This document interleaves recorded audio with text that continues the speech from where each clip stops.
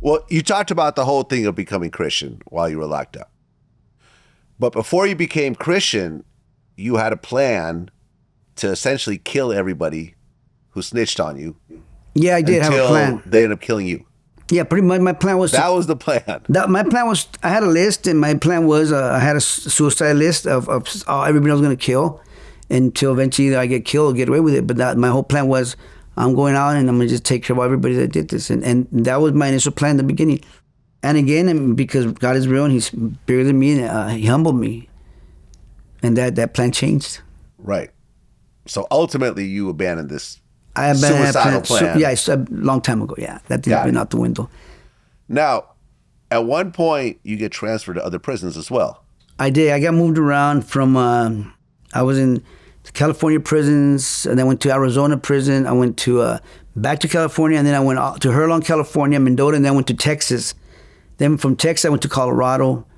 Actually Oklahoma, and then Colorado. So I was in a bunch of those prisons. I got released from Colorado to come home on the Greyhound. But I stopped in a lot of yards, and I was in yards for 2 years, 3 years. But it kind of helped break up my time at the same time, even though they moved me far away from the family. I mean, I told my family, I'm doing my time. This is what it is. You guys, eventually we'll see each other. I wasn't going to have you guys fly up there to come see me because I understood. I put myself in this situation. It's hard on the family and kids, but it is what it is. You got to tough it out.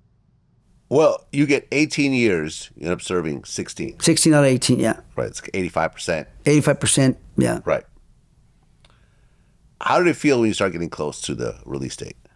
Because I heard that's the hardest time. The hardest time is like the beginning and the end. The middle, you kind of get used to it. You know, you're years away, but once you get close, 6 months away, 5 months away, that's when it starts getting hard. So to be honest, the last month in Colorado, it was tough for me because I had a few months to go, and it's like, here I am.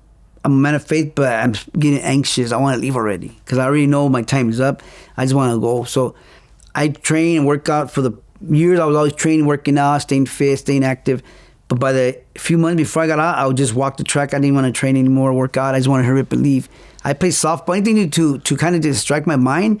But I was more like, I just wanted to turn the clock fast. Just want to leave already. It does get nerve-wracking when you're about to come home. Excitement, more exciting because I'm going to finally see my family, maybe around my kids, all that stuff.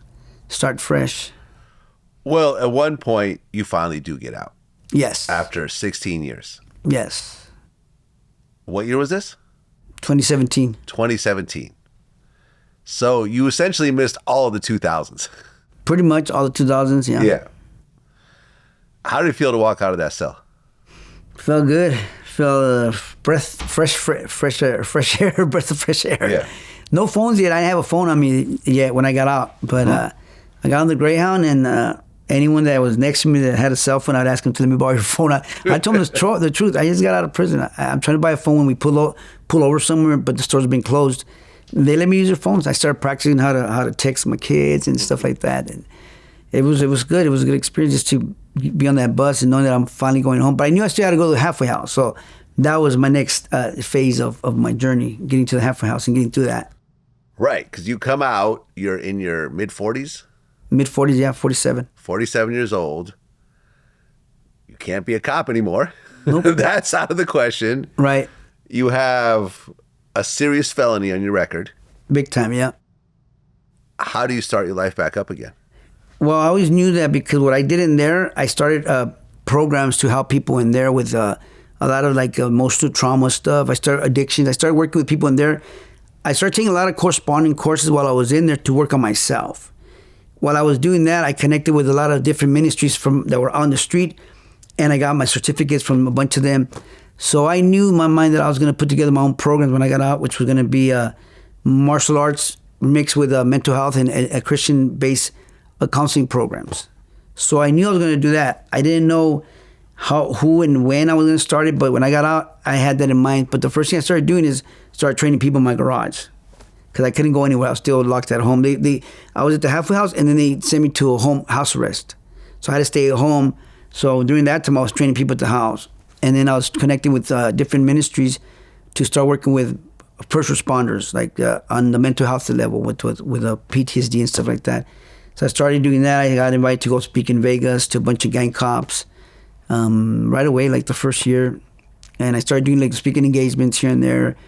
And then I started working at churches, working with the people that were in the rehab programs, like the men's homes. I started doing classes with them.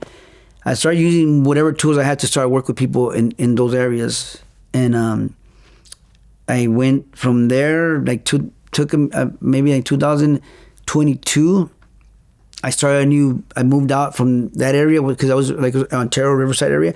I moved to LA and I started just training martial arts in Santa Fe Springs at a gym, just building my students, my clientele, but still working with programs.